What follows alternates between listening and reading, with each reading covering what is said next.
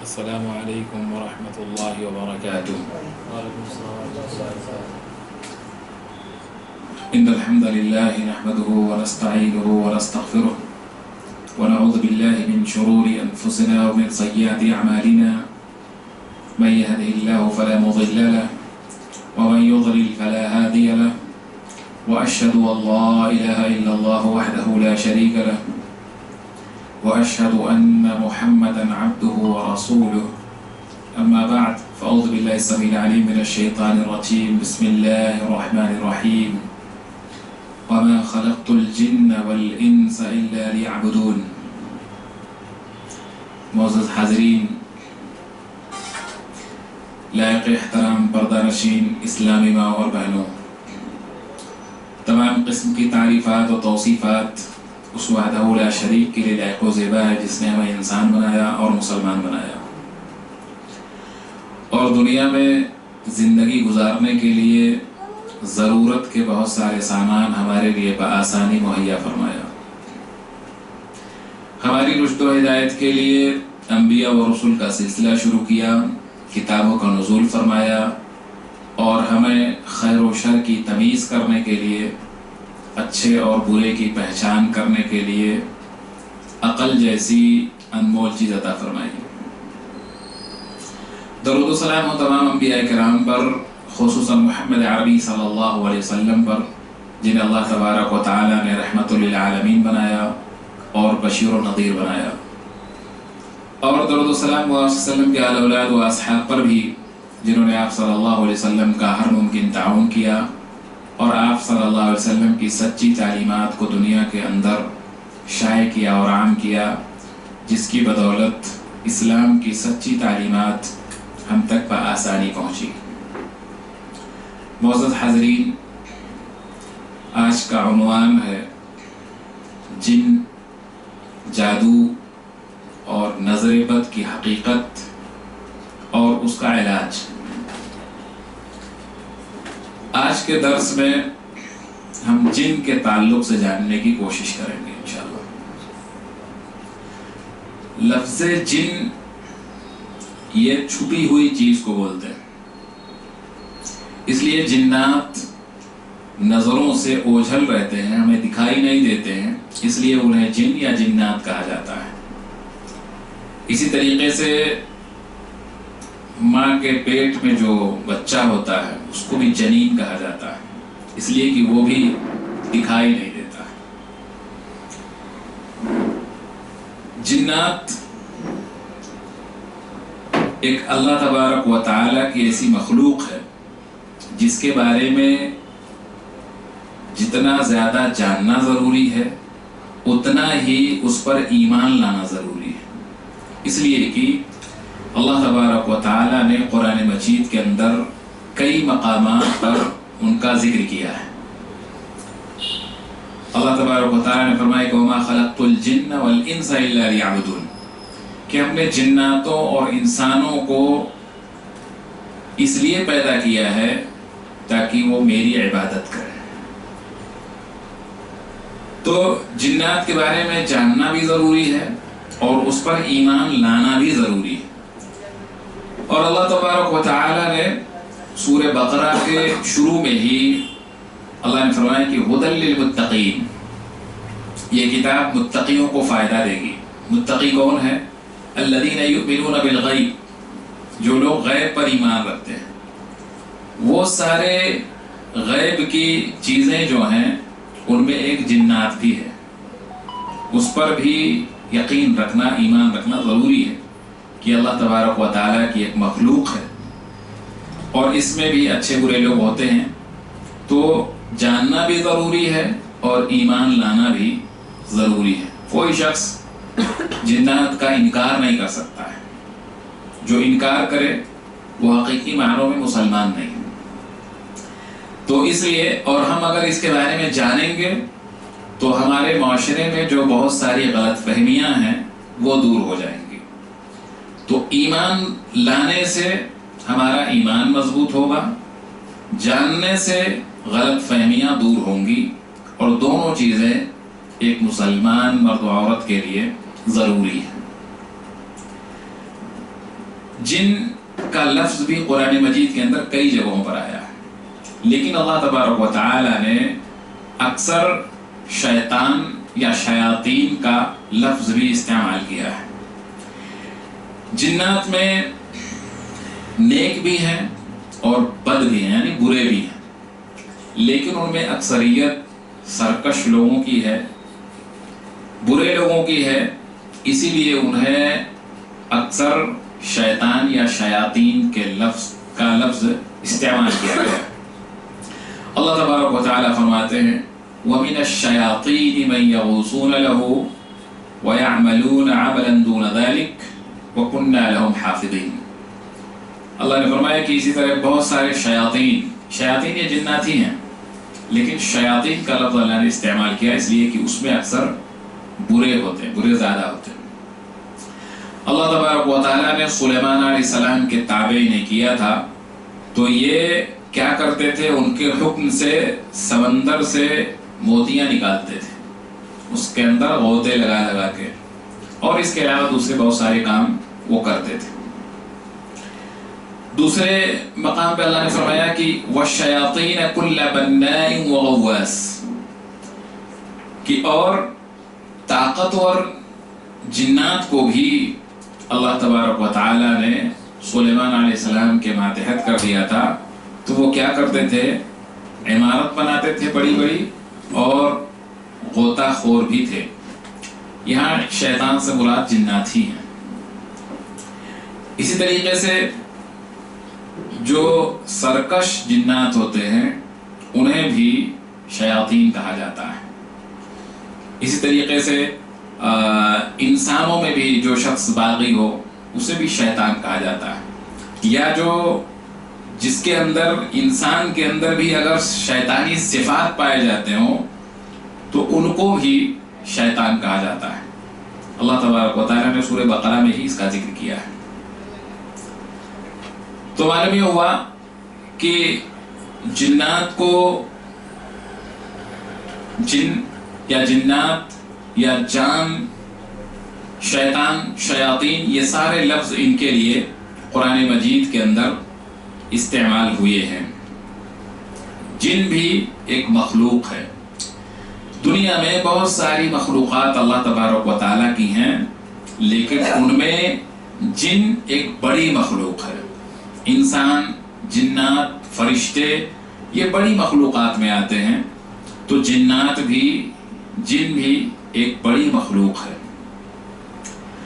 اور اللہ تبارک و تعالیٰ نے انہیں آگ سے پیدا کیا ہے، اور اللہ تبارک و تعالیٰ نے انسانوں کو مٹی سے پیدا کیا ہے، فرشتوں کو نور سے پیدا کیا ہے، اور ان جناتوں کو آگ سے پیدا کیا ہے۔ جیسے انسانوں میں ابو البشر آدم علیہ السلام کو کہا جاتا ہے، اسی طریقے سے ابو الجن یہ ابلیس کو کہا جاتا ہے۔ ابلیس ہی شیطانوں کا، جناتوں کا سردار ہے۔ جنات کے پیدا کرنے کا مقصد کیا ہے؟ اللہ تبارک و تعالیٰ فرماتے ہیں کہ ہم نے جناتوں کو، انسانوں کو اس لیے پیدا کیا کہ وہ میری عبادت کریں۔ معلوم یہ ہوا کہ جنات کے پیدائش کا مقصد یہ ہے کہ جنات اللہ تبارک و تعالیٰ کی عبادت کریں۔ اگر وہ سرکشی کرتے ہیں، ظلم کرتے ہیں، اللہ تبارک و تعالیٰ کی نافرمانی کرتے ہیں، تو جیسے انسانوں کو سزا ملتی ہے ایسے انہیں بھی ملتی ہے۔ قیامت کے دن جیسے انسانوں کا حساب ہوگا ویسے ان کا بھی حساب ہوگا۔ اور جناتوں میں بھی نیک لوگ ہوتے ہیں اور برے لوگ ہوتے ہیں۔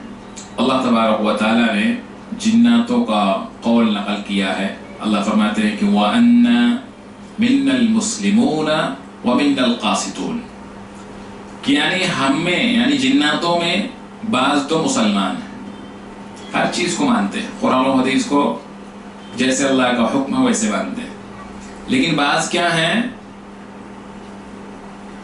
نافرمان ہیں، اللہ کے حکم کی نافرمانی کرتے ہیں۔ اور جس نے فرما برداری کی وہ کامیاب ہو گیا. فمن اسلم فاولئک تحروا رشدا، وہ کامیاب ہو گیا. اور جو ظالم ہیں، نافرمان ہیں، تو وہ جہنم کا ایندھن بنیں گے، جہنم کا ایندھن بنیں گے. جنات کی پیدائش کا مقصد یہ ہم نے جان لیا. جنات کی شکل و صورت، ہمارے معاشرے میں بہت ساری افواہیں ہیں کہ جنات کی شکل ایسی ہوتی ہے، ویسی ہوتی ہے، اس کے پاؤں جیسے ہماری انگلیاں سیدھی ہوتی ہے تو ان کی الٹی ہوتی ہے، پیچھے کی طرف ہوتی ہے. اس سے بہت ساری غلط فہمیاں یا یہ کہہ لیجئے کہ من گھڑت بہت ساری باتیں ہیں. اور جناتوں کے تعلق سے یہ سمجھا جاتا ہے کہ بڑی خطرناک ان کی مطلب شکل و صورت ہوتی ہوگی، ایسا کچھ کہا جاتا ہے. لیکن صحیح بات یہ ہے کہ جناتوں کے تعلق سے، ان کی شکل و صورت کے تعلق سے قرآن و حدیث کے اندر کوئی صراحت موجود نہیں ہے کہ ان کی شکل ایسی ہوگی یا ان کی شکل ایسی ہوتی ہوگی، انگلیاں الٹی رہتی ہیں یا ان کے شکل ایسے ہوتے ہیں، ایسا کچھ بھی نہیں ہوتا. ہاں، قرآن مجید کی آیتوں سے پتہ چلتا ہے کہ جناتوں کے پاس بھی دل، آنکھ، کان یہ سب ہوتے ہیں، یہ پتہ چلتا ہے. بلکہ ان کی شکل کیسی رہتی ہے اس کا کوئی قرآن و حدیث کے اندر کوئی صراحت موجود نہیں ہے.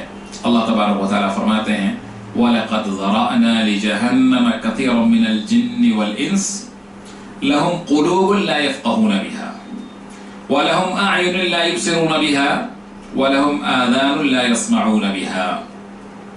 اللہ فرماتے ہیں کہ ہم نے بہت سے جن اور انسان دوزخ کے لیے پیدا کیا، یعنی ان کا کام ایسا ہوگا کہ وہ جہنم میں جائیں گے. کیوں جائیں گے؟ اللہ آگے فرماتے ہیں جن کے دل ایسے ہیں وہ سمجھتے نہیں ہیں. لہم قلوب، ان کے دل ہیں لیکن وہ دل کا صحیح استعمال نہیں کرتے، سمجھتے نہیں.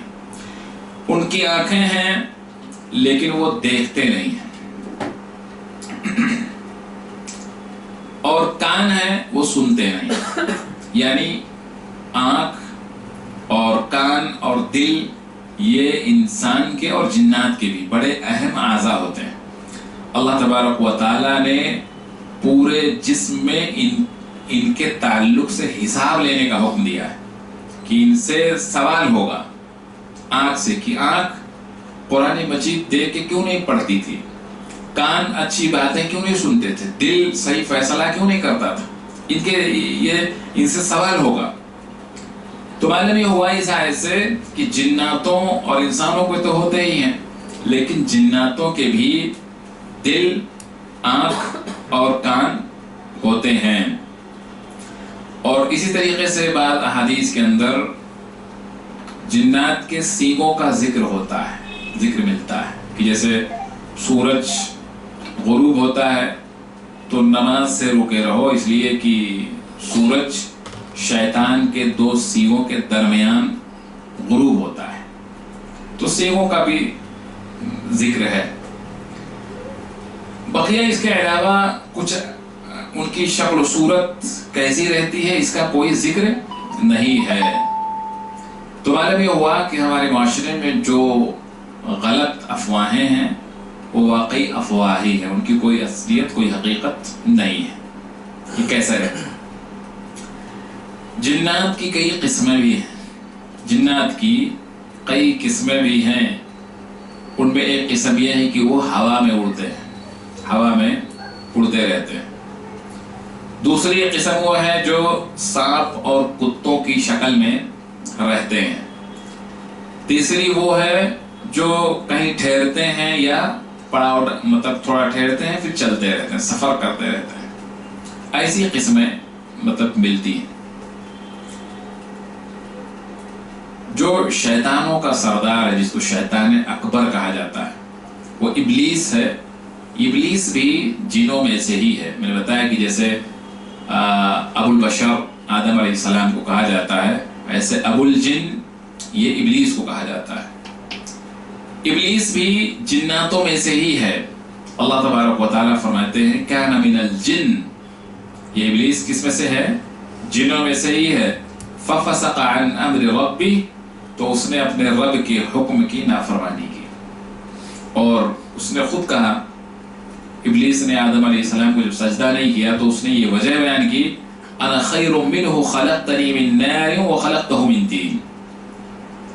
اللہ تبارک و تعالیٰ سے کہا کہ میں اس سے بہتر ہوں، یعنی آدم علیہ السلام سے بہتر ہوں، اس لیے کہ اللہ تو نے مجھے آگ سے پیدا کیا ہے اور آدم علیہ السلام کو مٹی سے پیدا کیا ہے. تو معلوم یہ ہوا کہ ابلیس بھی جناتوں میں سے ہی تھا، بھلے وہ ساتھ میں فرشتوں کے رہتا رہا ہو یا کچھ بھی ہو، ساتھ میں رہنے سے کسی کی جنسیت بدل نہیں جاتی ہے. یا آج کے وقت میں کہہ لیں کہ کسی کا جنس، یا جیسے مان لیجیے ایک یہاں کا شخص ہے، کسی دوسرے لوگوں کے ساتھ رہنے سے اس کا وہ نہیں بدل جائے گا، ہم یہاں کے ہیں یہیں کے رہیں گے. ایک آدمی ہے، آدمی ہی رہے گا. ایک آدمی جانوروں کو دن رات چراتا ہے، ان کی دیکھ بھال کرتا ہے، تو وہ جانور نہیں ہو جاتا، وہ انسان ہی رہتا ہے. تو معلوم یہ ہوا کہ ابلیس بھلے فرشتوں کے ساتھ رہتا رہا ہو لیکن وہ جناتوں میں سے ہی ہے، اور ابلیس نے ہی آدم اور حوا علیہ السلام کو جنت سے نکلوایا تھا. اب وہ کیسے نکلوایا تھا اگر اس کا ذکر کریں گے تو وقت بہت زیادہ ہو جائے گا. جس کو اس کے بارے میں تفصیل سے پڑھنا ہو سورہ بقرہ کی کچھ آیتیں پڑھ لے، اس کو ڈیٹیل میں مل جائے گا کہ ابلیس نے آدم اور حوا علیہ السلام کو کیسے جنت سے نکلوایا تھا. ابلیس کی وجہ سے ہی دنیا میں شرک و کفر کی، شرک اور بت پرستی کا آغاز ہوا. ابن عباس رضی اللہ عنہ بیان کرتے ہیں کہ قوم نوح میں یہ جو ود، سوا، یغوث، یعوق، نصر، یہ 5 نیک لوگ تھے. جب یہ ان کا انتقال ہو گیا تو شیطان نے کسی طرح ان کی اگلی نسل کے دلوں میں یہ بات ڈالی کہ تم ان بزرگوں کے بت بنا لو اور ان کو کم سے کم دیکھو گے تو تمہیں یاد آئے گا کہ یہ بڑے نیک لوگ تھے، تو تم بھی نیکی کرو گے، کافی اچھا رہے گا. ہاں لیکن ان کے نام پر ہی ان بتوں کے نام رکھ لو.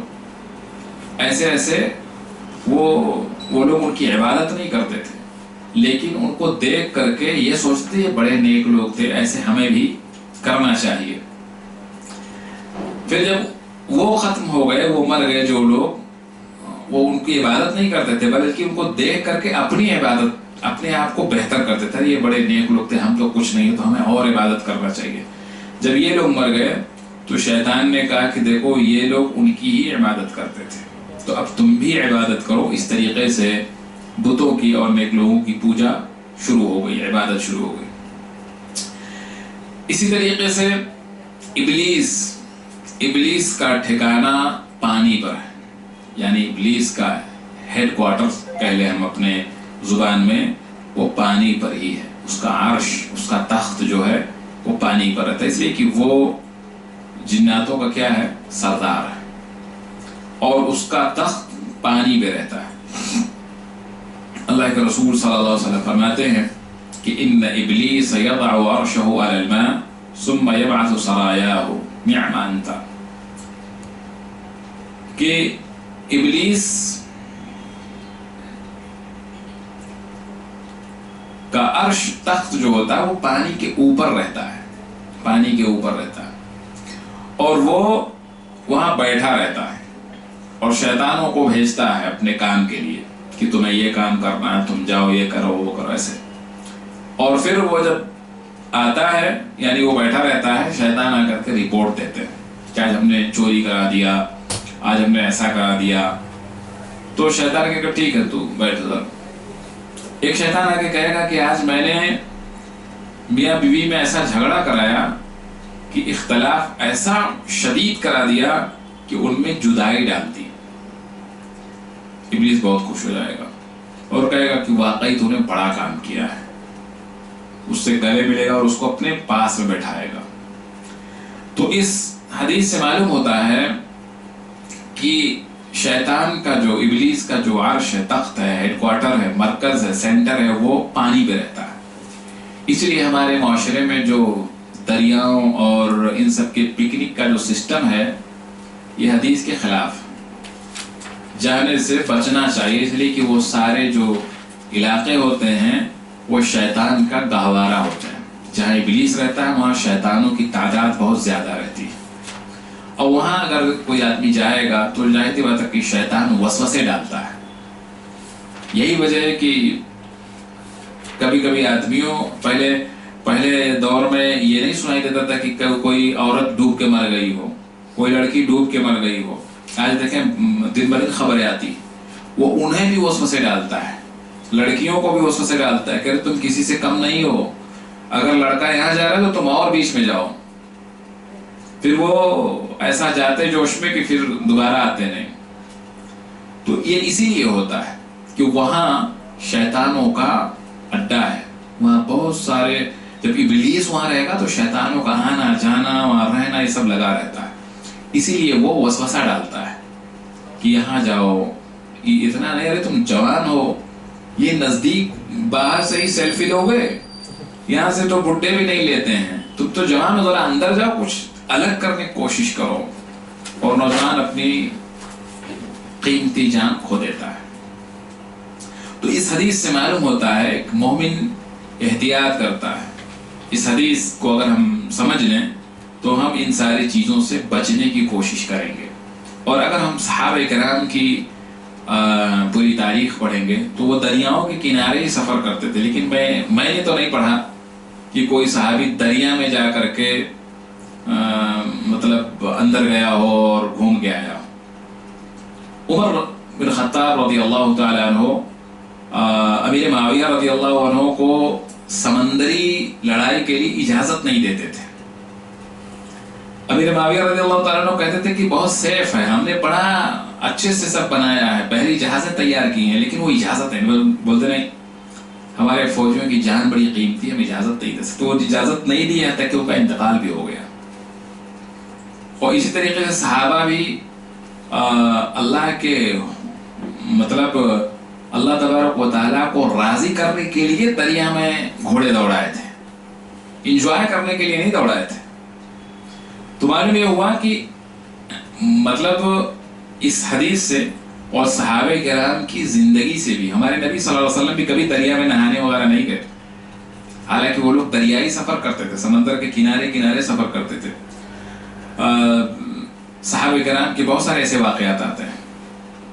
ابو عبیدہ بن جراح رضی اللہ تعالیٰ عنہ جا رہے تھے، سمندر سے مچھلی آ گئی اور انہوں نے پکڑ لیا، لیکن وہ دریا میں نہیں گئے. تو ایسی احتیاط کا تقاضا اس حدیث سے اور آپ صلی اللہ علیہ وسلم اور صحابہ کے سیرت سے ہمیں پتہ چلتا ہے کہ ہمیں دریاؤں کا بلا وجہ سیر نہیں کرنا چاہیے. خطرے سے خالی نہیں ہوتا ہے یہ سفر. اور اس حدیث سے دوسری بات یہ معلوم ہوتی ہے کہ شیطان میاں بیوی میں جدائی کرانے کی انتھک کوشش کرتا ہے، بہت محنت کرتا ہے. تو اس لیے شوہر اور بیوی دونوں کی ضرورت ہے کہ شوہر گرم تو بیوی نرم، بیوی گرم تو شوہر نرم. ایسا ہو جائے تو شیطان خوش نہیں رہے گا. شیطان کیا ہو جائے گا؟ اپنے حربے میں ناکام ہو جائے گا. اور چوری کرا لیا تو اس پہ ابلیس بہت نہیں خوش ہوتا، وہ سمجھ رہا ہے کہ آج چوری کیا کل توبہ کر لے گا. لیکن اگر میاں بیوی میں اختلاف ہو گیا تو پورا ایک خاندان کیا ہو جاتا ہے؟ خراب ہو جاتا ہے. تو ایسا کام وہ کرتا ہے، اور ایسے شیطان کا ابلیس کے نزدیک بڑی اہمیت ہوتی ہے، بڑا ڈیمانڈ اس کا ہوتا ہے جو یہ ایسا کام کروا لے. اسی طریقے سے قرآن مجید کے اندر میں نے بتایا تھا کہ کئی جگہوں پر جنات کا ذکر ہے. اللہ تبارک و تعالیٰ نے کئی جگہوں پر ان کا ذکر کیا ہے. تو قرآن مجید کے اندر جنات کا ذکر ہونا ہی اس بات کی دلیل ہے کہ جنات واقعی ہیں، ان کا کوئی انکار نہیں کر سکتا ہے. 19 سے زیادہ جگہوں پر قرآن مجید کے اندر جن کے الفاظ آئے بھی ہیں. تو اس سے اگر کوئی شخص انکار کرے تو اس کا مطلب یہ سمجھیے کہ وہ شخص مومن نہیں ہے، وہ شخص مومن نہیں ہے، ایمان کی کچھ کمی ہے، یا اس نے قرآن مجید کا صحیح سے مطالعہ نہیں کیا ہے، نہیں پڑھا ہے. اللہ نے اس میں کئی بار ذکر کیا ہے. جنات کے بارے میں کچھ چیزیں ہم جاننے کی کوشش کریں گے انشاءاللہ۔ ہر انسان کے ساتھ ایک جن مقرر ہے، اس کے ساتھ رہتا ہے وہ، یہاں تک کہ ہمارے نبی صلی اللہ علیہ وسلم کے ساتھ بھی ایک جن تھا، لیکن اللہ تبارک و تعالیٰ نے اس کو آپ کے تابع کر دیا تھا۔ ہمارے نبی صلی اللہ علیہ وسلم خود فرماتے ہیں کہ اللہ تبارک و تعالیٰ نے تم میں سے ہر شخص کے ساتھ ایک جن کو اس کا ساتھی مقرر کر رکھا ہے۔ صحابہ نے پوچھا اللہ کے رسول کیا آپ کے ساتھ؟ کہا ہاں میرے ساتھ بھی، لیکن اللہ تعالیٰ نے اس کے مقابلے میں میری مدد فرمائی اور وہ میرے تابع ہو گیا، اس لیے وہ مجھے صرف خیر و بھلائی کا ہی حکم دیتا ہے یا وسوسے ڈالتا ہے۔ اب اس سے اندازہ لگائیے کہ ہر آدمی کے پاس ایک جن ہوتا ہے، لیکن وہ کچھ کر نہیں سکتا ہے کہ آدمی کو یوں ہی پریشان کرے یا کچھ کرے، بس وہ وسوسے ڈالتا ہے، وسوسے ڈالتا ہے، وسوسے ڈال کر کے آدمی کو خیر کے راستے سے روکنے کی کوشش کرتا ہے، بقیہ وہ کچھ کر نہیں سکتا ہے۔ اسی طریقے سے جنات جو ہوتے ہیں ان کی رفتار بہت زیادہ ہے، یہ بہت ہی کم وقت میں لمبا سفر طے کر سکتے ہیں، اس لیے کہ یہ اڑتے بھی ہیں اور یہ بے پناہ قوت کے مالک ہوتے ہیں، ان کے پاس زبردست طاقت و قوت اللہ نے دے رکھی ہے، یہ بڑے طاقت و قوت والے ہوتے ہیں۔ کیسے پتہ چلا کہ ہمیں طاقت و قوت والے ہوتے ہیں؟ اللہ تبارک و تعالیٰ نے قرآن مجید کے اندر خود اس کا ذکر کیا ہے۔ سلیمان علیہ السلام نے کہا ایھا الملأ ایکم یأتینی بعرشها قبل ان یأتونی مسلمین۔ سورہ نمل میں اللہ تبارک و تعالیٰ نے بیان کیا، اور آپ سبھی کو معلوم ہی ہے کہ اللہ تبارک و تعالیٰ نے جناتوں کو سلیمان علیہ السلام کے تابع کر دیا تھا، وہ ان کے کنٹرول میں تھے، ان کے حکم سے کام کرتے تھے، یہاں تک کہ ان کے مشیر تھے، وہ مجلس میں بیٹھتے تھے وہ لوگ، اور کچھ مشورے بھی دیا کرتے تھے، کام کرتے تھے۔ تو سلیمان علیہ السلام نے کہا کہ اے سردارو، سب کو جیسے ہم آج کے وقت میں وزیر کہہ سکتے ہیں، اے سردارو تم میں سے کوئی ہے جو اہل یمن کہ مسلمان ہونے سے پہلے ہی وہ ملکہ سبا جو ہے اس کا تخت یہاں لے آئے؟ قال عفریت من الجن، دیکھیے یہاں جن کا بھی لفظ اللہ نے استعمال کیا، قال عفریت من الجن، ایک مضبوط طاقت و قوت والا جن نے کہا کہ میں اس کو لا سکتا ہوں، انا آتیک بہ قبل ان تقوم من مقامک، وہ کہنے لگا کہ آپ اپنے مجلس سے اٹھنے سے پہلے ہی میں اسے لاؤں گا، یعنی آپ اپنے مجلس سے، ان کی ایک مجلس لگتی تھی اتنے بجے سے اتنے بجے تک، ایک ٹائم سیٹ تھا، اس سے پہلے ہی میں لے کے آ جاؤں گا۔ بیت المقدس سے لے کر کے یمن تک کا جو فاصلہ تھا وہ تقریباً 1500 میل تھا، وہ مجلس کے ختم ہونے سے پہلے جن وہاں جائے گا اور وہ بڑا تخت اس کو لے کر کے آ جائے گا۔ تو اس سے اندازہ لگتا ہے کہ جنات بہت ہی طاقت و قوت والے ہوتے ہیں اور بڑے تیز رفتار ہوتے ہیں۔ اسی طریقے سے یہ بڑے ہی ہوشیار بھی ہوتے ہیں، جنات بڑے قابل ہوتے ہیں، ان کے اندر صنعت یعنی کسی چیز کو مینوفیکچر کرنا، بنانا، یہ سب ان کو آتا ہے، اور یہ ہر فن کے ماہر ہوتے ہیں۔ دوسری آیت میں اللہ نے بیان کیا ہے کہ اللہ تبارک و تعالیٰ نے جناتوں کو سلیمان علیہ السلام کے جو ماتحت میں کیا تھا تو وہ کام کرتے تھے اور جیسا وہ چاہتے تھے وہ بڑے بڑے قلعے بناتے تھے۔ سلیمان علیہ السلام کا شیش محل بھی بڑا شاندار تھا، ویسا محل شاید آج کہیں بھی ملے جیسا وہ بنا ہوا تھا۔ وہاں جب یہ ملکہ سبا آئی تو اس نے اپنے کپڑے اوپر اٹھانے شروع کر دیے، اس کو سا لگ رہا تھا کہ پانی ہے، ہم پانی میں چل رہے ہیں۔ اس کو بتایا گیا کہ یہ پانی نہیں، یہ تو شیش محل ہے، یہ شیشہ ہے، تو جو پانی دکھ رہا ہے پانی نہیں ہے وہ۔ اتنا شاندار اس کا مطلب سلیمان علیہ السلام کا محل تھا. تو یہ بڑے بڑے قلعے بناتے تھے، مجسمے بناتے تھے، بڑے بڑے ہاؤس بناتے تھے، بہت سارا کام یہ لوگ کرتے تھے. تو اس آیت سے معلوم ہوتا ہے کہ جنات بڑے ذہین، بڑے فن والے، بڑے ہوشیار، صنعت کار، یہ ساری چیزوں میں یہ ماہر لوگ رہتے ہیں. اسی طریقے سے جنات کو انسانی جسم میں داخل ہونے کی بھی طاقت ہے، وہ کسی انسان کے اندر بھی داخل ہو سکتے ہیں. اللہ کے رسول صلی اللہ علیہ وسلم فرماتے ہیں ان الشیطان یجری من الانسان مجرى الدم. بخاری کی روایت ہے کہ بلا شبہ شیطان انسان میں خون کی طرح دوڑتا ہے، خون کی طرح دوڑتا ہے. اور شیطان، جنات یہ انسان کے جو ڈھیلی نبض ہوتی، کمزوری ہوتی، اسی کو پکڑتا ہے اور اسی کے ذریعے سے بہت سارے حالات خراب کرنے کی کوشش کرتا ہے. جیسے کسی کو کسی کے خلاف اکسانا ہے تو اس کی کمزوری پکڑے گا کہ یہ غصہ کب ہوتا ہے یا اس کے اندر کون سی خرابی ہے، اسی کو وہ پکڑنے کی کوشش کرتا ہے. اسی طریقے سے جنات فضاؤں میں یعنی بہت اونچائی پر جا سکتے ہیں، اڑ سکتے ہیں اوپر. اللہ کے رسول صلی اللہ علیہ وسلم کو جب نبی بنا دیا گیا تھا، اور ہمارے نبی صلی اللہ علیہ وسلم کے نبی بنائے جانے سے پہلے جنات آسمان دنیا پر رہتے تھے، اور جب اللہ تبارک و تعالیٰ کوئی حکم دیتا تھا تو وہ فرشتوں، پھر دوسرے فرشتوں، پھر تیسرے آسمان، چوتھے آسمان، ایسے ایسے وہ آسمان دنیا تک کے فرشتوں میں اس کا ذکر ہوتا تھا. اور یہ لوگ باتوں کو سن کر کے نیچے زمین پہ جو کاہن لوگ رہتے تھے ان کو بتا دیتے تھے.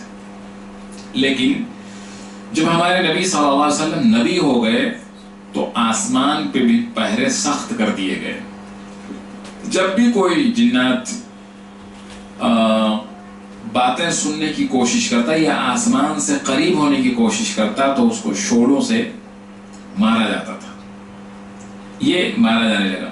تو اسی آیت سے معلوم ہوتا ہے کہ جنات خود کہتے ہیں کہ ہم آسمان میں خبریں تلاش کرتے تھے، لیکن ہم نے اسے بہت چوکس پایا، بڑی سختی پائی، اور شعلے یعنی جلتی ہوئی آگ ہم پر آنے لگی. تو ہم جیسے پہلے جگہ جگہ بیٹھ جایا کرتے تھے آسمان کے پاس، ویسے نہیں ہونے لگا. تو پھر انہیں فکر ہو گئی کہ مطلب کیا کیا جائے. پھر وہ مشورہ کیا کہ جاؤ تلاش کرو، دنیا میں کچھ تو نیا ہوا ہے. تو پھر وہ جنات ہمارے نبی صلی اللہ علیہ وسلم اس وقت وادی نخلا میں پہنچے تھے، تو وہاں پہنچے تھے وہ، اور انہوں نے قرآن سنا اور ایمان لے آئے. وہاں سے جناتوں کے ایمان کے لانے کا سلسلہ شروع ہو گیا. جنات اپنی شکل و صورت بدل سکتے ہیں، تبدیل کر سکتے ہیں، کسی انسان کے یا کسی کے بھی شکل میں آ جاتا ہے. ہمارے نبی صلی اللہ علیہ وسلم کی شکل میں نہیں آ پائیں گے، بقیہ جانور یا کسی کی بھی شکل اختیار کر سکتے ہیں. اللہ تبارک و تعالیٰ نے فرمایا ہے کہ مطلب شیطان یہ آدمی کو کسی چیز کو مزین کر کے دکھاتا ہے، کسی چیز کو مزین کر کے دکھاتا ہے. ہمارے نبی صلی اللہ علیہ وسلم جب ہجرت کر کے مدینہ چلے گئے اور وہاں جب پہلی جنگ ہوئی تھی غزوہ بدر، تو اس غزوہ بدر میں ایک قبیلہ تھا بنو بکر. یہ بنو بکر جو قبیلہ تھا یہ قریش کے ساتھ نہیں جا رہا تھا، اور بنو بکر ابھی ان کو ڈر تھا کہ اگر بنو بکر ہمارے ساتھ نہیں آئیں گے تو بڑا مشکل ہو جائے گا. تو ابلیس نے کیا کیا، بنو بکر کے جو سردار تھے سراقہ بن مالک کی شکل اختیار کر لیا، اور سراقہ بن مالک کی شکل میں جا کر کے مشرکین کے فوج میں مل گیا اور کہا کہ تمہیں گھبرانے کی ضرورت نہیں ہے، ہم تمہارے ساتھ، اور تم جو ہے بالکل فکر مت کرو، تم یہ سوچ رہے تھے کہ بنو بکر نہیں آئیں گے، ہم تمہارے ساتھ ہیں۔ اور وہی ابلیس تھا، یہاں تک کہ وہ جوش و خروش میں بالکل میدان بدر میں آ گئے۔ میدان بدر میں سراقہ بن مالک کی شکل میں ابلیس مسلمانوں کے خلاف لڑائی کر رہا تھا اور مشرکین کو بالکل حوصلے دے رہا تھا کہ دیکھو ذرا بھی سستی کرنا نہیں، تمہیں جم کے لڑائی کرنا، ایسے کر رہا تھا۔ اتنے میں اللہ تبارک و تعالیٰ نے فرشتوں کے ذریعے سے اللہ کے رسول صلی اللہ علیہ وسلم کی مدد فرمائی۔ جب اس نے فرشتوں کو دیکھ لیا تب وہ بھاگنا شروع کیا، تو حارث بن ہشام نام کا ایک آدمی اس کو پکڑ لیا۔ کس کو؟ سراقہ بن مالک کی شکل میں ابلیس کو پکڑ لیا اور کہا کہاں جا رہے ہو بھائی؟ تم نے تو مدد کا وعدہ کیا تھا کہ آج ہم تمہارے ساتھ ہیں، یہ کیا ہو گیا، کیوں بھاگ رہے ہو؟ ابلیس نے حارث بن ہشام کو ایک ایسا گھونسا مارا کہ وہ زمین پہ گر گیا اور کہا جو میں دیکھ رہا ہوں تم دیکھ نہیں رہے ہو، اور پھر وہاں سے سمندر کی طرف بھاگا۔ وہ کہا مجھے اللہ سے بڑا ڈر لگ رہا ہے۔ جب وہ فرشتوں کو لڑائی کی حالت میں دیکھا تو اس کو ڈر ہو گیا کہ کہیں ایسا نہ ہو کہ میری بھی جان چلی جائے آج۔ وہ بھاگ گیا، سیدھا گیا سمندر میں اپنے عرش پہ، تخت، عرش بولے تو تخت، اس پہ بیٹھا، پہنچ گیا۔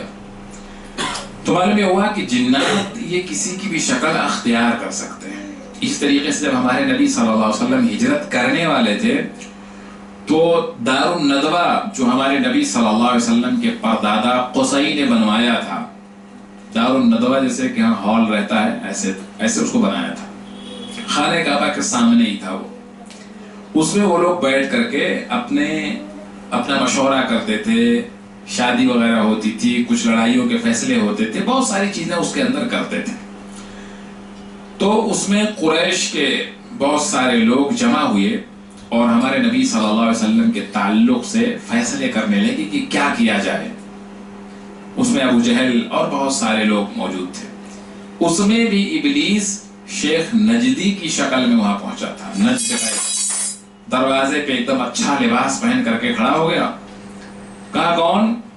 کہا نجد کا ایک شیخ ہوں، سنا کہ آپ لوگوں کا مشورہ ہے تو میں بھی سوچا شامل ہو جاؤں، اور کہا ہی آئیے تشریف رکھیے۔ آ کے بیٹھا وہ، کون بیٹھا؟ ابلیس۔ اور اس نے ہی مطلب جتنے لوگ اپنا مشورہ دے رہے تھے سب کو بولتا تھا یہ مشورہ اچھا نہیں۔ تو ابو جہل نے جو مشورہ دیا کہ ہمارے نبی صلی اللہ علیہ وسلم کو مار دیا جائے، ہر قبیلے کا ایک نوجوان رہے، تب ابلیس نے کہا ہاں رائے تو اس نوجوان کی ہے، یہ مشورہ بہت اچھا ہے۔ تو معلوم یہ ہوا کہ یہ شکلیں بدل لیتا ہے۔ اس طریقے سے حدیث کے اندر ہمارے نبی صلی اللہ علیہ وسلم نے ابو ہریرہ رضی اللہ تعالیٰ عنہ کو صدقے کی کھجور کی رکھوالی کا حکم دیا تھا۔ تو اتنے میں مطلب رات میں وہ رکھوالی کر رہے تھے، اتنے میں ایک شیطان آدمی کا لباس آدمی کی شکل میں آیا اور کھجور بھرنے لگا۔ ابو ہریرہ رضی اللہ تعالیٰ نے اس کو پکڑ لیا اور کہا کہ چوری کر رہے ہو؟ کہا کہ میرے بچے بہت بھوکے ہیں، بھوک سے مر جائیں گے، میں بڑا غریب اور مسکین آدمی ہوں۔ انہوں نے چھوڑ دیا۔ پھر دوسرے دن اسی کو پکڑ لیا، تیسرے دن بھی پکڑ لیا، اور وہ ہر بار کہتا تھا میں اب نہیں چوری کروں گا۔ کہا کہ اب نہیں چھوڑوں گا، تیسری بار ہو گیا اب تو نہیں چھوڑوں گا، تجھے اللہ کے رسول صلی اللہ علیہ وسلم کے پاس لے کر کے ہی جاؤں گا۔ تو اس نے کہا کہ اگر ایک اچھی بات بتا دو تو چھوڑ دو گے؟ کہا کہ ہاں بتاؤ۔ کہا کہ جو شخص رات کو سوتے وقت آیت الکرسی پڑھ لے اس کے پاس شیطان نہیں رہتا ہے، شیطان نہیں آتا ہے۔ چھوڑ دیا۔ اللہ کے رسول صلی اللہ علیہ وسلم کو اس کا جب پتہ چلا، آپ نے کہا کہ جانتے ہو کون تھا؟ وہ جھوٹا تھا لیکن اس نے جو بات کہی ہے سچ کہی ہے۔ اور جانتے ہو ابو ہریرہ رضی اللہ عنہ کون تھا؟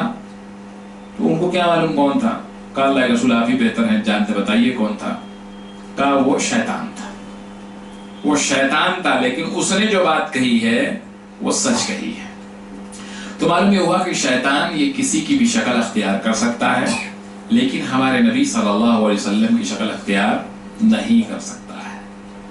اس طریقے سے جنات علم غیب نہیں جانتے، علم غیب ابھی کیا ہوگا، کل کیا ہونے والا ہے، یہ جنات کو بھی اس کا علم نہیں ہے، اس لیے کہ وَعِندَهُ مَفَاتِحُ الْغَيْبِ لَا يَعْلَمُهَا إِلَّا هُوَ، غیب کی کنجیاں اللہ کے پاس ہیں، اللہ کے علاوہ کوئی غیب نہیں جانتا۔ اسی طریقے سے یہ جنات بھی نہیں جانتے۔ سلیمان علیہ السلام کی موت کا وقت آ گیا اور وہ ایسے ہی بیٹھے تھے جیسے بھی تخت پہ بیٹھے رہے ہوں گے، جو ایک لکڑی سے ٹیک لگائے ہوئے بیٹھے تھے، اور ان کا انتقال ویسے ہی ہو گیا۔ لیکن جناتوں کو اتنی ہمت نہیں ہو رہی تھی کہ ان کے پاس جائیں یا ان سے کچھ پوچھیں، سب اپنے اپنے کام میں لگے تھے۔ بہت دن ہو گیا، اللہ تبارک و تعالیٰ کو اس کے ذریعے سے اس عقیدے کو ختم کر رہا تھا کہ جنات غیب جانتے ہیں۔ لوگ جناتوں کو بڑی طاقتور چیزیں سمجھتے تھے، اس وقت بھی سمجھتے رہے ہوں گے، لیکن اللہ تبارک و تعالیٰ نے ان کے ذریعے سے ہی اس چیز کو ختم کر دیا کہ انہیں غیب معلوم نہیں۔ اب ان کا انتقال ہو گیا، وہ ویسے ہی لاٹھی پر ٹیک لگائے ہوئے بیٹھے رہ گئے، یہاں تک کہ گھن، لکڑی کا ایک گھن ہوتا ہے، کیڑا ہوتا ہے، گھن اسے بولتے ہیں، یا ہو سکتا ہے کچھ اور بولتے ہو، وہ کیڑا لکڑی کو کھا جاتا ہے، وہ اس لکڑی یعنی جس پر ٹیک لگائے ہوئے تھے اس کو کھاتے کھاتے اس کو کمزور کر دیا بالکل، اور پھر وہ گر پڑے۔ تب انہیں پتا چلا کہ ان کا تو بہت پہلے ہی انتقال ہو گیا ہے۔ جنات کہنے لگے اگر ہم غیب جانتے تو ہم یہ جو ان کے لیے عذاب ہی تھا، ہم اس میں مبتلا نہیں رہتے، ہم کب کا نکل جاتے۔ تو سلیمان علیہ السلام کے موت کے ذریعے سے ہی اس چیز کا، یہ عقیدے کا خاتمہ ہو گیا کہ جنات غیب جانتے، غیب نہیں جانتے۔ آج کے وقت میں بھی کوئی اگر غیب کا دعویٰ کرے تو وہ جھوٹا شخص ہے، چاہے اس کا لباس کیسا ہو، چاہے اس کی شخصیت کیسی ہو، اگر ایسا کوئی کرتا ہے تو اس کی باتوں پہ نہیں جائیے، وہ شخص جھوٹا ہے۔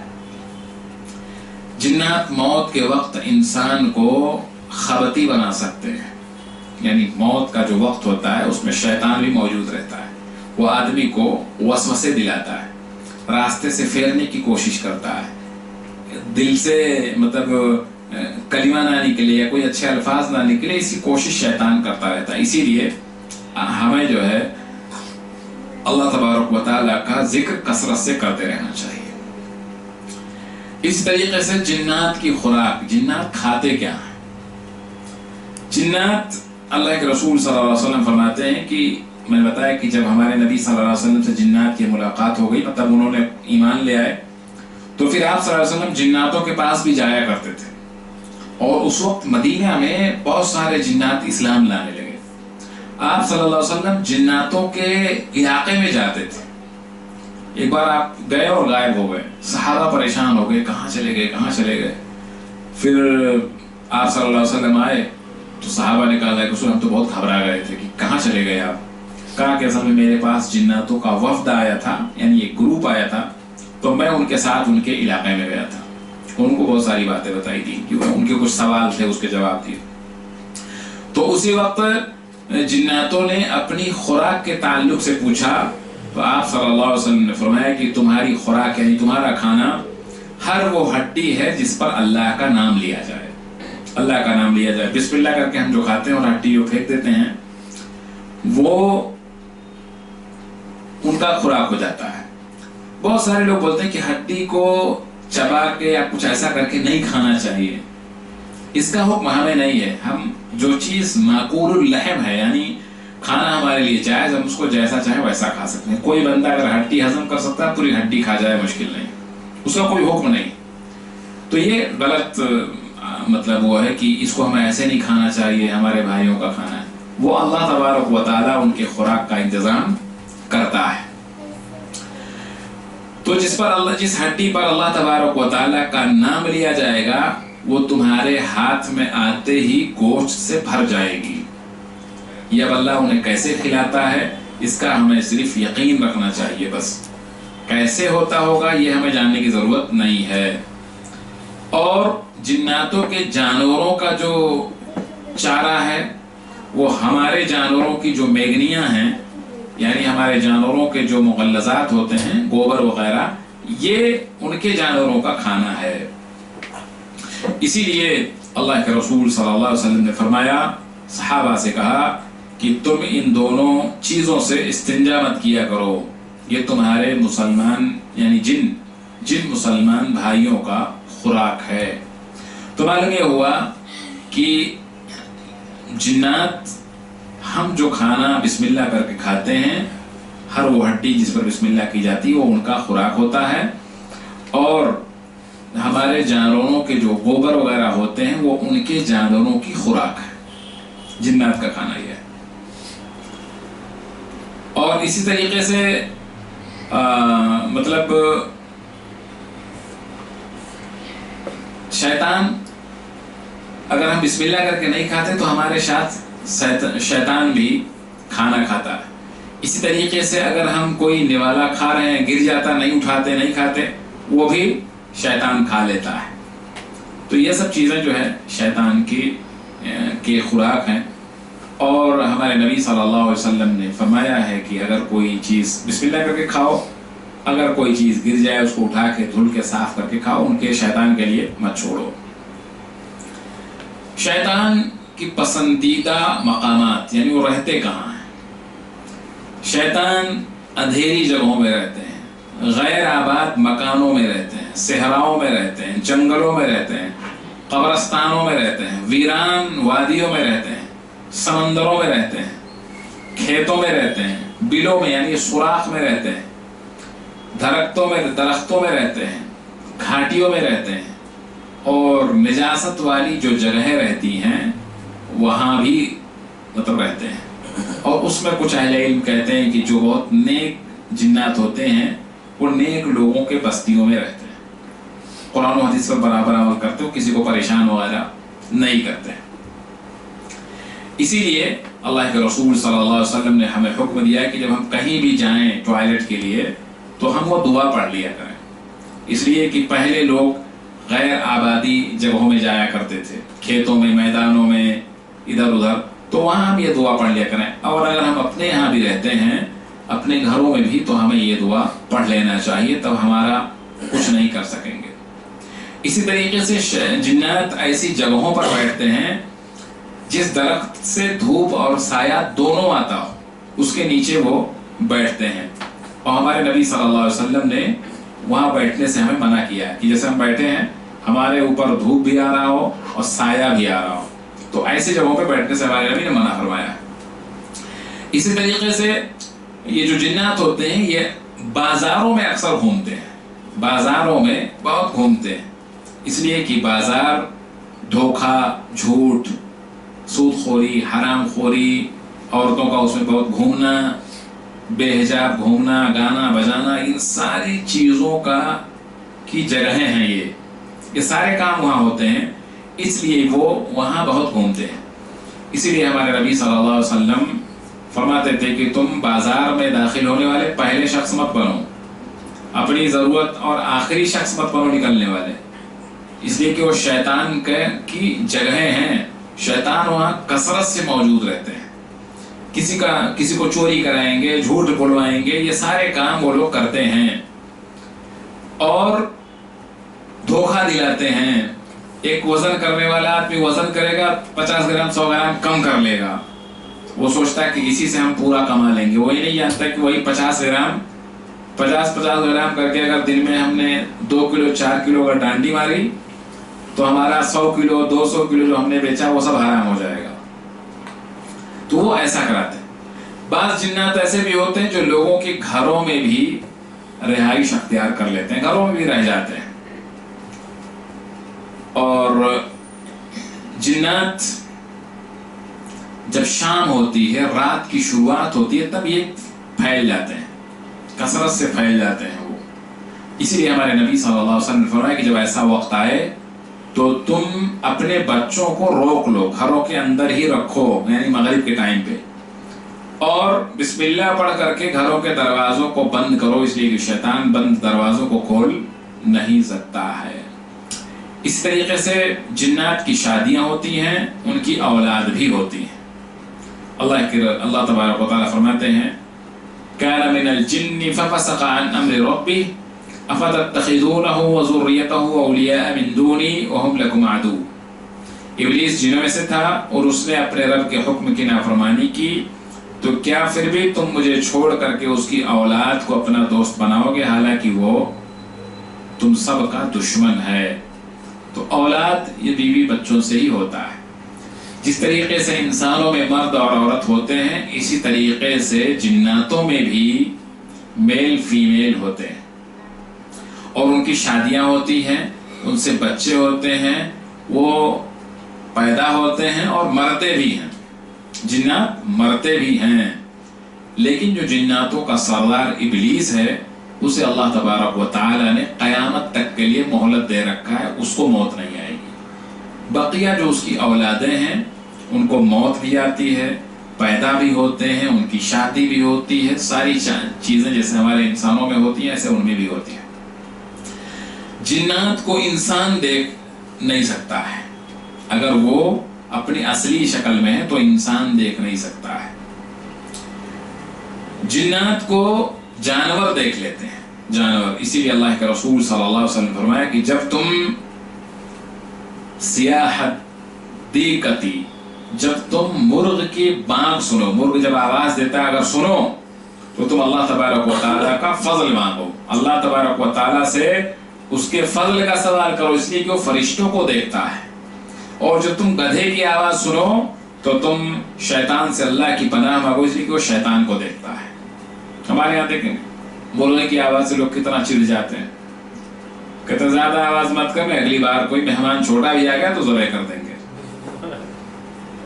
जबकि वो बताता है कि भाई अब अल्लाह का फजल मांगो, वो यूं ही नहीं बोलता है। अल्लाह के रसूल सल्लल्लाहु अलैहि वसल्लम फरमाते हैं। इसी तरीके से अल्लाह के जो नेक बंदे होते हैं उनसे जिन्नात डरते हैं। नेक, तकवा, परहेजगारी जिसके अंदर ज्यादा होती है, शैतान और जिन्नात उससे उतना ही ज्यादा डरते हैं। हमारे नबी सल्लल्लाहु अलैहि वसल्लम ने उमर रज़ी अल्लाह तआला अन्हु के बारे में फरमाया था, वल्लज़ी नफ्सी बियदिही मा लक़ियक अश-शैतानु क़त्तु सालिकन फज्जन इल्ला सलक फज्जन गैर फज्जिक। कि ऐ उमर, बुखारी की रवायत है कि तुम्हारी हालत, तुम्हारी उस ज़ात की कसम जिसके हाथ में मेरी जान है, जब भी तुम जिस रास्ते से आते हो, अगर उस रास्ते से कोई शैतान आता है तो तुम्हारे आने की वजह से वो रास्ता छोड़ करके दूसरी गली में भाग जाता है। ये उमर रज़ी अल्लाह तआला अन्हु की खासियत थी, उनका तक़वा ये था। ये हमारे नबी सल्लल्लाहु अलैहि वसल्लम ने तो उनसे जिक्र किया है, उनके बारे में बता दिया, लेकिन नेक लोगों की जो सिफात होते हैं, मुत्तक़ियों के जो सिफात कुरान मजीद के अंदर बयान किए हैं, अगर वो सिफात आज के वक्त में भी किसी के अंदर पाए जाएं तो जिन्नात उससे भी डरेगा। हर नेक बंदे से जिन्नात डरता है, उनको खौफ होता है। कुरान करीम जिस तरीके से इंसानों के लिए मौजज़ा है, ऐसे जिन्नातों के लिए भी मौजज़ा है।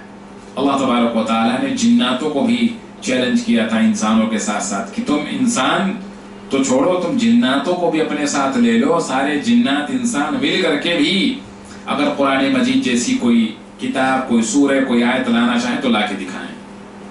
जिन्नात में भी मोमिन और काफिर होते हैं। अब जिन्नातों में जो मोमिन होते हैं वो हमारे भाई हैं, और जो मोमिन, अब आम उसमें ये समझ लीजिए कि जो जिन्नात में जो शख्स मोमिन हो आमतौर पर उसे जिन्नात कहा जाता है, और जो ईमान ना लाए वो शैतान है, वो शैतान है।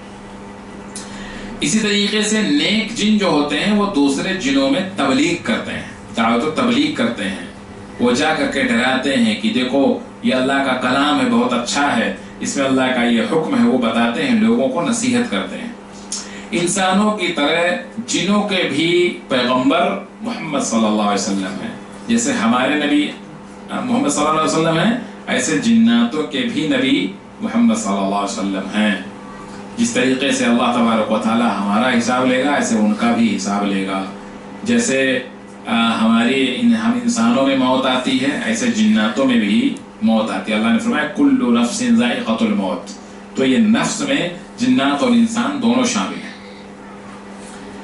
اسی طریقے سے جو ہے میں نے بتایا کہ جنات میں صرف ابلیس کی موت قیامت تک اللہ نے اس کو مہلت دے رکھی، قیامت تک اس کی وہ زندہ رہے گا، بقیہ اس کی جو اولادیں ہیں یا جنات جو بھی ہیں وہ کبھی بھی ان کو موت آ سکتی ہے اور وہ پیدا بھی ہوتے ہیں۔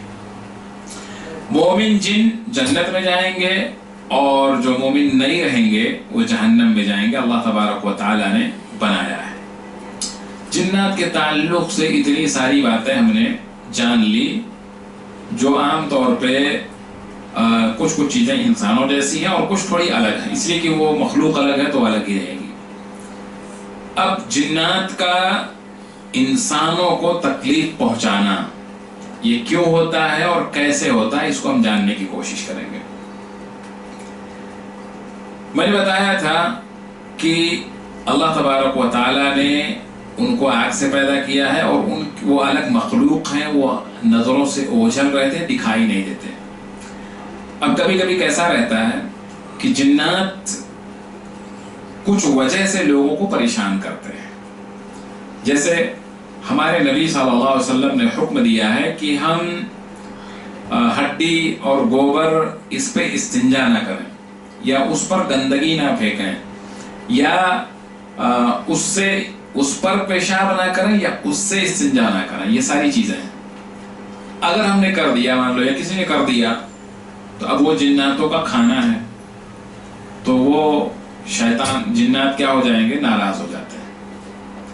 اب اس میں بھی دو راستے رہتے ہیں، کچھ جنات معاف کر دیتے ہیں کہ بھئی جانے دو، کہاں غلطی ہو گئی، کہاں جانتا تھا اس کو، اور کچھ اس کا بدلہ لیتے ہیں۔ اسی طریقے سے ہمارے نبی صلی اللہ علیہ وسلم نے منع کیا ہے کہ سایہ دار درخت، جیسے یہ درخت سامنے ہے، اس کے نیچے بہت سارے لوگ ٹھہرتے ہیں، ابھی دھوپ رہے تو ہم کہاں رہیں گے، وہی رہیں گے، تھوڑا سایہ حاصل کریں گے۔ آج کے وقت میں کم ہے، پہلے لوگ آرام کرتے تھے، وہاں رک کر کے کھانا وغیرہ کھاتے تھے، تھوڑا لیٹ بھی جاتے تھے، حدیث کے اندر بھی اس کے ذکر آتے ہیں، وہاں لیٹ جاتے تھے پھر سفر شروع کرتے تھے۔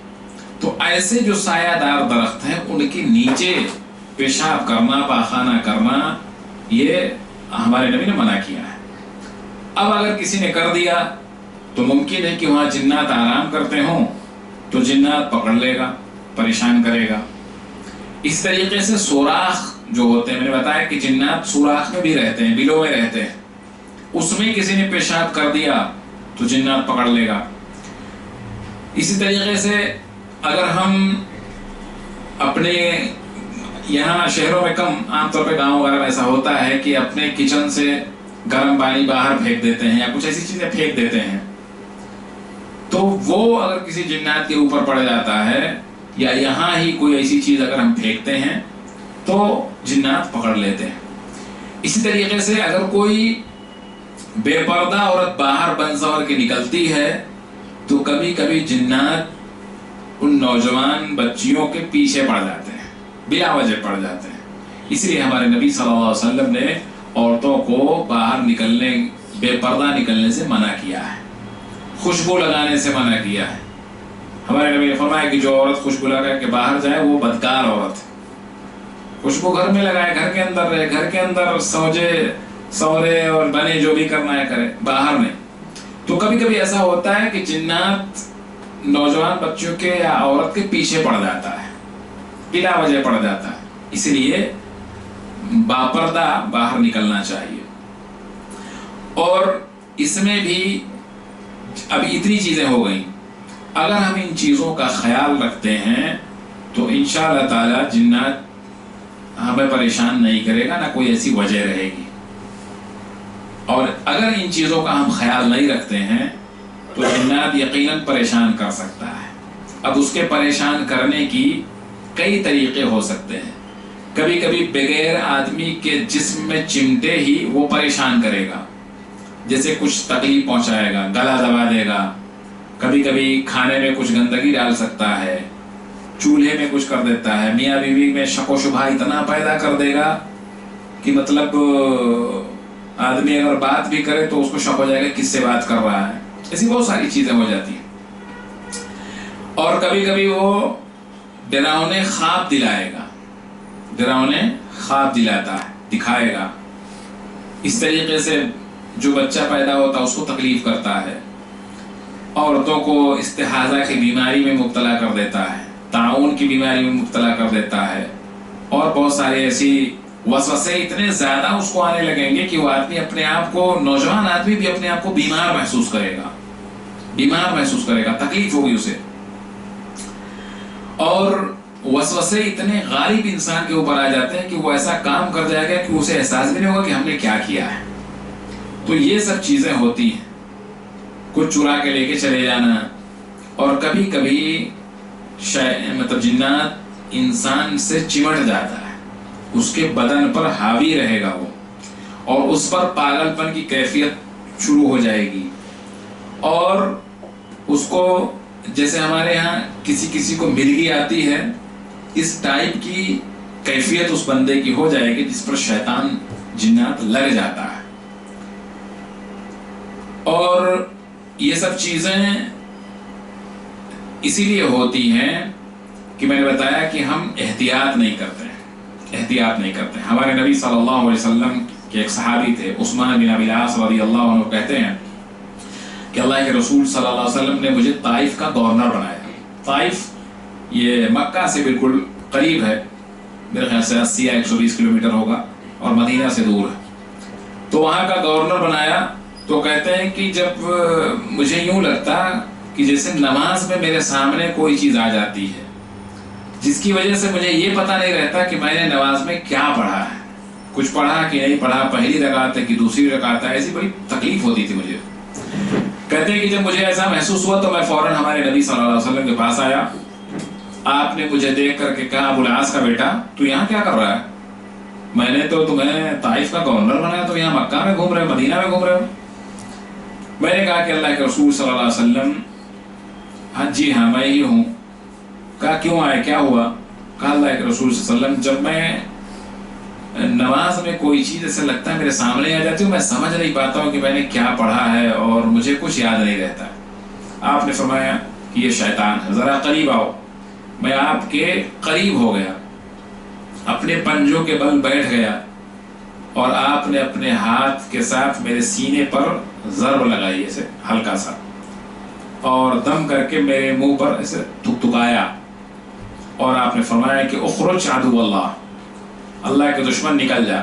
آپ نے ایسا 3 بار کیا، پھر کہا جاؤ اپنا کام کرو، یعنی میں نے تمہیں طائف کا گورنر بنایا، جاؤ طائف میں جاؤ۔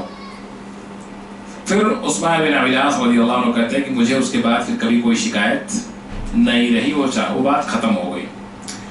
تو کبھی کبھی ایسی چیزیں ہو جاتی ہیں، اس لیے ہمیں سب سے پہلا کام کرنا چاہیے کہ ان ساری چیزوں سے پہلے ہمیں احتیاط کرنا چاہیے کہ ہم کبھی بھی غلطی سے بھی سایہ دار درخت کے نیچے پیشاب پاخانہ نہیں، سوراخ میں نہیں، ہڈی گوبر پہ نہیں، یا کوئی ایسی چیز باہر بلا وجہ نہ پھینک دے۔ بہت سارے لوگ ڈسٹ بن رہنے کے باوجود بھی ایسے ہی پھینک دیتے، کچھ بھی گلی میں پھینک دیں گے یا کھڑکی سے باہر پھینک دیں گے۔ تو کبھی کبھی میں نے بتایا کہ جنات ایک ٹائپ کے وہ ہوتے ہیں جو سفر کرتے ہیں۔ اب سفر کرنے والے ہیں، وہ ادھر ادھر سے گزر رہے، اگر ان کے اوپر کچھ پڑ گیا تو پھر کیا ہوگا؟ پھر وہ تکلیف ہو جاتی ہے۔ تو ایسا ہوتا ہے، اس لیے ان ساری چیزوں کا اگر ہم خیال رکھیں گے تو انشاءاللہ تعالی پہلی بات تو ایسا موقع ہوگا نہیں، اور دوسری وجہ یہ ہوتی ہے کہ ذاتی گناہوں کا نتیجہ ہوتا ہے۔ جب آدمی گناہوں میں بہت زیادہ ملوث ہو جاتا ہے، اللہ تبارک و تعالیٰ کی اطاعت سے بالکل اس کا دل دماغ خالی رہتا ہے، تب اس پر ایک شیطانوں کا غلبہ ہو جاتا ہے۔ اللہ نے فرمایا کہ ما اصابکم من مصیبت فبما کسبت ایدیکم، تمہارے ہاتھوں کی کمائی ہوتی ہے۔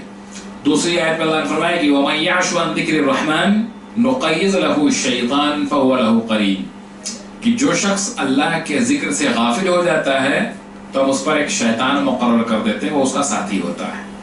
تو اللہ کے ذکر سے ہم غافل ہوتے ہیں، تب پھر ایسا موقع ہو جاتا ہے کہ شیطان جنات جو ہے انسان کو پریشان کرتا ہے۔ تو یہ وجہ ہوتی ہے. کبھی کبھی جنات بلا وجہ بھی شرارت کرتا ہے، بلا وجہ ہی شرارت کرتا ہے، تو اس سے ہمیں، لیکن اگر ہم جب ذکر کریں گے اللہ تبارک و تعالیٰ کا ذکر کرتے رہیں گے تو یہ ساری حالت نہیں آئیں گی.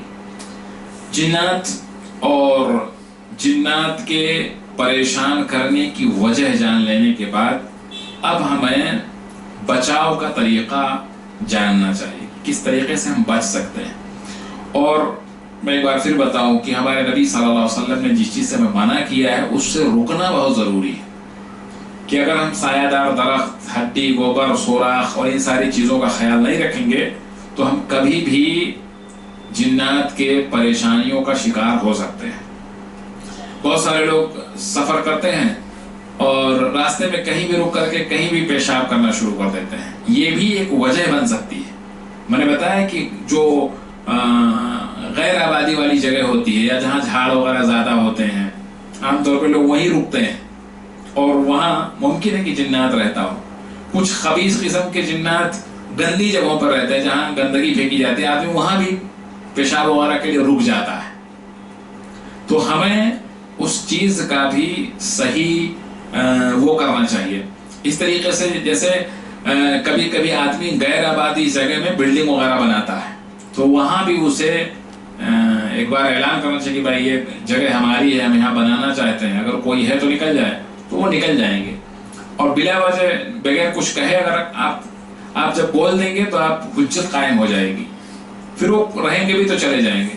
نہیں رہے تو آپ بنانا شروع کریں گے تو پھر وہ پریشان کرتے ہیں. کبھی وہاں دوڑنے کی آواز آئے گی تو کبھی کچھ آئے گی تو کبھی کچھ آئے گی، ایسی چیزیں رہتی. ان ساری چیزوں کے بچنے کی سب سے اچھا طریقہ ہمارے نبی صلی اللہ علیہ وسلم نے فرمایا ہے اور اللہ تبارک و تعالیٰ نے بھی فرمایا کہ ہمیں کیا کرنا چاہیے. ہمیشہ اللہ تبارک و تعالیٰ کا ذکر کرنا چاہیے. اب اللہ کا ذکر کیا ہے؟ اٹھتے بیٹھتے چلتے پھرتے کھاتے پیتے ہر کام میں ہمارے نبی صلی اللہ علیہ وسلم نے جو مسنون اذکار ہمیں سکھائے ہیں اس کو کرنا چاہیے. ہمارے نبی صلی اللہ علیہ وسلم فرماتے ہیں کہ جب آدمی گھر میں جاتا ہے، سلام کیا اور بسم اللہ کر کے کھانا شروع کیا تو شیطان اپنے ساتھیوں سے کہتا ہے کہ بھائی یہاں سے چلو، یہاں نہ ہمارے رہنے اور نہ کھانے کا انتظام. اور جو آدمی کچھ اللہ کا ذکر نہیں کیا، بسم اللہ بھی نہیں کیا، تو اس کے ساتھ شیطان کھاتا بھی ہے اور اس کے گھر میں رہتا بھی ہے. تو اس لیے ہمیں ذکر کرنا بہت ضروری ہے. ہم جب ہمیشہ اللہ تبارک و تعالیٰ کا ذکر کرتے رہیں گے، ساری دعائیں پڑھتے رہیں گے تو ہمیں یہ ساری چیزوں کا ڈر نہیں رہے گا. اور پہلی بات یہ ہے کہ جب ہمارا ایمان مضبوط رہے گا، ہم نماز پڑھیں گے، قرآن پڑھیں گے، اللہ کا ذکر کریں گے، متقیوں کی جو صفات ہے وہ ہمارے اندر اگر پائی جائے گی تو جنات ہمارا کچھ نہیں کر سکتے. شرارت میں بھی کچھ کرنا چاہے تو نہیں کر سکتا ہے، اس لیے کہ جہاں فرشتے ہوتے ہیں وہاں شیطان نہیں آتا، جنات نہیں آتا ہے.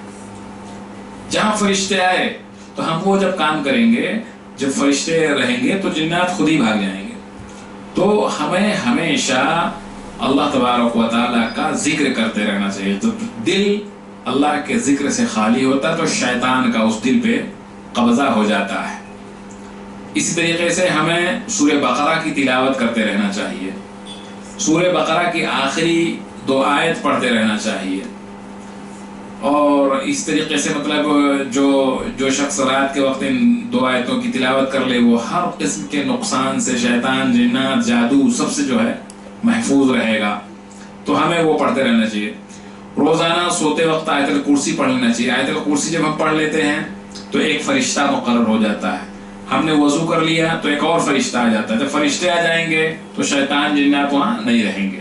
جنات کبھی کبھی بغیر چمٹے یا چمٹ کر کے بھی کبھی گلا دباتا ہے، کبھی جو ہے خواب میں آ جاتا ہے، ڈراتا ہے ایسے عجیب عجیب وہ کر کے. تو اگر ہم یہ اہتمام کریں گے تو وہ آئے گا ہی نہیں، ظاہر سی بات ہے.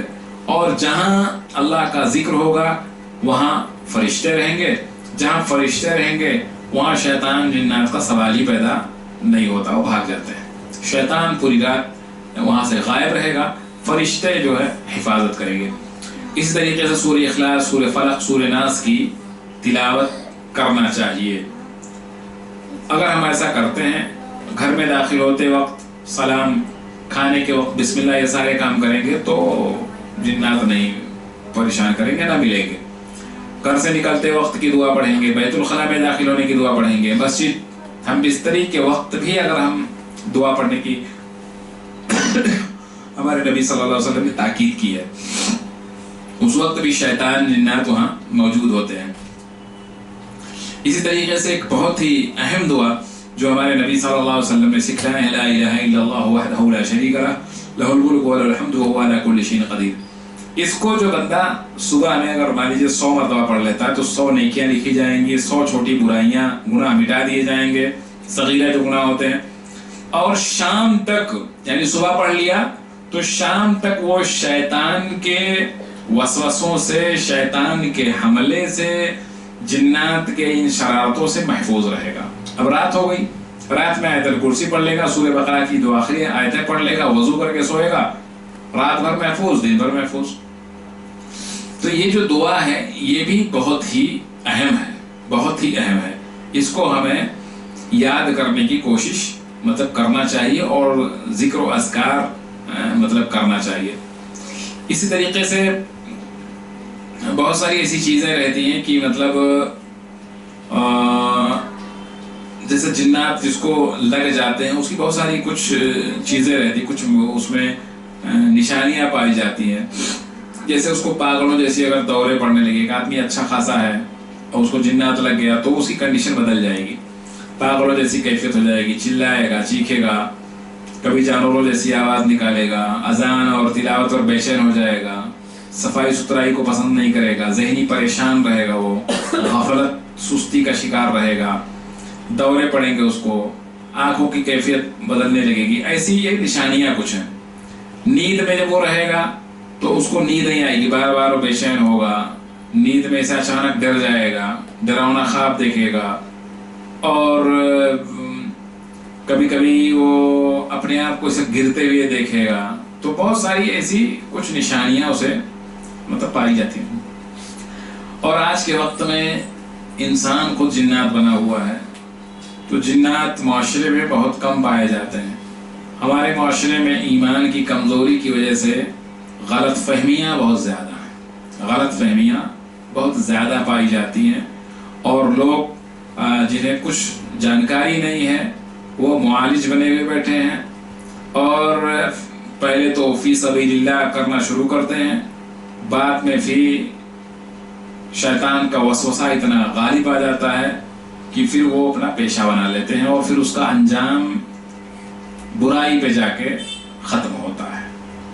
اس لیے ہمیں سب سے پہلے اگر کسی آدمی کے بارے میں علم ہو کہ اس کو شیطان جنات کی کچھ شکایت ہے، تو سب سے پہلے اسے اس کے گھر سے یا اس کے جسم سے غیر شرعی اشیاء جو ہیں اسے نکال دینا چاہیے، اور اللہ تبارک و تعالیٰ کا ذکر، اللہ تبارک و تعالیٰ کا ذکر کثرت سے جب ہم کرنے لگیں گے تو وہ ساری کنڈیشن ختم ہو جائیں گی۔ آج لوگ پڑھنے تلاوت کرنے یا پڑھنا نہیں چاہتے، وہ سوچتے ہیں کہ کوئی عالم ایسا رہے جو کچھ لکھ کے دیتے سب ختم ہو جائے۔ ایسا تھوڑا ہوتا ہے۔ اللہ کے رسول صلی اللہ علیہ وسلم اور صحابہ کتنا اللہ کا ذکر کرتے تھے، آپ سوچئے۔ اگر وہ ساری چیزیں ہم کریں گے تو یہ ساری چیزیں بھی نہیں آئیں گی، یہ ساری چیزیں نہیں آئیں گی۔ اور آج کے وقت میں جو بہت سارے ایسے معالج بھی ہیں وہ بھی غلط فہمیاں پیدا کرتے ہیں لوگوں میں، وہ بلا وجہ ڈروا دیتے ہیں کہ یہ بہت بھاری جنات ہے، یہ کالا جنات ہے، اور یہ ایسا جنات ہے، اس میں بہت محنت کرنا پڑے گا، تو ایک کام کرو 10-20 ہزار دو بھی، پھر یہ کر لو، ایسا کر لو۔ تو بہت ساری غلط چیزیں ہمارے معاشرے کے اندر رواج پا چکی ہیں، بہت سارے لوگ اس کو اپنا پیشہ بنا لیے ہیں، اور جناتوں کے تعلق سے بھی غلط فہمیاں بہت زیادہ لوگوں کے اندر ہیں۔ 2-3 باتیں کہہ کے اپنی بات ختم کرتا ہوں۔ مثلاً اگر کوئی آدمی رات 3 بجے 4 بجے اس کو سفر کرنا ہے، اگر اپنے ہاں کچھ کام کر رہا ہے، نیچے والے کو سنائی دیتا ہے تو سمجھتا ہے کہ ارے آواز لگ رہا ہے ہمارے گھر سے ہی آ رہی ہے، کہیں جنات تو نہیں آ گیا، کبھی کچھ اور آ گیا۔ اگر تیز لائٹ میں ہیں اچانک اندھیرے میں گئے تو ایسا لگتا ہے کہ کچھ سایہ جیسا بھاگ رہا ہے، اس کو لوگ جنات سمجھ لیتے ہیں.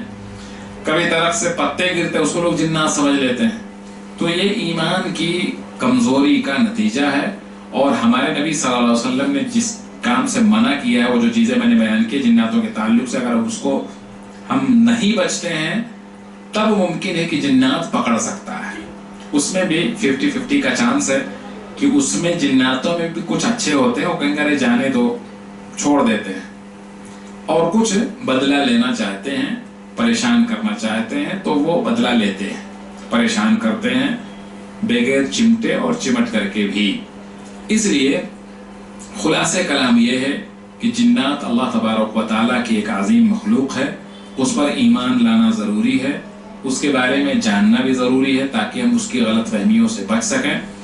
اور جنات کے تعلق سے ہمارے نبی صلی اللہ علیہ وسلم نے جن چیزوں کی ہدایات دی ہے، اگر ہم اس کو نہیں مانتے ہیں تو یہ کسی کو بھی پریشان کر سکتے ہیں. اور ہم اگر اللہ تبارک و تعالیٰ کا کثرت سے ذکر کریں گے تو انشاءاللہ تعالی ہمارے ساتھ فرشتے ہوں گے تو جنات ہمارا کچھ نہیں بگاڑ سکتا ہے. اس لیے ہم کو چاہیے کہ ہم ان کے بارے میں جانیں، اور کسی کو کچھ اگر غلط فہمی ہو تو وہ اہل علم سے پوچھ کر کے اپنی غلط فہمی دور کرے، اپنے دل کو اللہ کے ذکر سے ہمیشہ اللہ کا ذکر کرے تاکہ شیطان اس کے دل پہ جو قبضہ کیے وہ ختم ہو جائے، تو پھر یہ وسوسے انشاءاللہ تعالیٰ ختم ہو جائیں گے. کسی بھائی کو اگر کوئی چیز سمجھ میں نہ آئے تو بعد میں پوچھ لے. اللہ تبارک و تعالیٰ سے دعا ہے کہ اللہ تبارک و تعالیٰ ہم تمام کو نیک عمل کرنے کی توفیق عطا فرمائے. ہماری زندگی جو باقی ہے بہت غنیمت ہے، اس بچی ہوئی زندگی میں اللہ تبارک و تعالیٰ ہمیں قرآن و حدیث پر عمل کرنے کی توفیق عطا فرمائے. اگلے درس میں انشاءاللہ تعالیٰ جادو اور نظر بد کی حقیقت اور اس کا علاج انشاءاللہ بتایا جائے گا. آپ تمام حضرات سے شرکت کی درخواست ہے، اور اللہ تبارک و تعالیٰ اس پروگرام کے منعقد کرنے والے، سننے والے، اس میں تعاون کرنے والوں کو جزائے خیر دے، دنیا اور آخرت دونوں میں اس کا بدلہ عطا فرمائے.